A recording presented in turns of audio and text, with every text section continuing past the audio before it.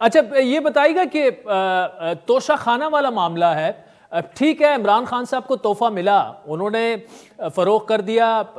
پیسے دے دیے، اس کے قوانین اپنے موجود ہیں، لیکن مورلی سپیکنگ کیا یہ گھڑی ان کو آگے بیچنی چاہیے تھی؟ کیونکہ ایک آزاد صحافی کے طور پر میں سمجھتا ہوں کہ سب سے زیادہ اگر خان صاحب کو کسی چیز نے اس وقت ڈیمیج کیا ہے وہ یہی کیس ہے، کیونکہ بیانیہ یہ بن رہا ہے کہ وہ اب کرپٹ سیاستدان ہو چکے ہیں، نہ وہ صادق رہے ہیں نہ وہ امین ہیں، کیونکہ ان کے جو تضادات سامنے آئے ہیں کہ اب آپ نے جس گھڑی کو فروخت کیا، جو رسید آپ نے دی، وہ بندہ کہہ رہا ہے کہ یہ رسید میری نہیں ہے، یہ دستخط میرے نہیں ہے۔ خان صاحب اس معاملے میں کافی ڈیمیج ہو رہے ہیں۔ یہ آپ کا پوائنٹ آف ویو ہے کہ مارلی ڈیمیج ہوئے ہیں خان صاحب، لیکن اگر آپ اس کو ٹیکنیکلی، لیگلی جی اور اخلاقی بنیاد پہ دیکھیں تو خان صاحب قطعی ڈیمیج نہیں ہوئے ہیں۔ پہلے آپ یہ دیکھیں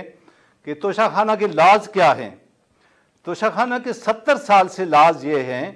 کہ آپ گاڑی یعنی کہ وہیکلز اور جو نواردات ہوتے ہیں جس سے آپ اینٹیکس کہتے ہیں وہ آپ توشہ خانہ سے نہیں لے سکتے۔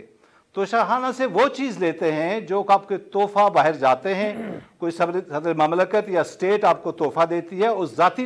حیثیت میں دیتی ہے کہ یہ آپ کا ذاتی تحفہ ہے۔ اس کے بعد خان صاحب نے گھڑی جو ہے وہ 50% پے کر کے لی۔ جب آپ نے ایک چیز لیگلی لے لی، وہ آپ کی لیگلی آپ اس کی اونرشپ آپ کی ہو گئی،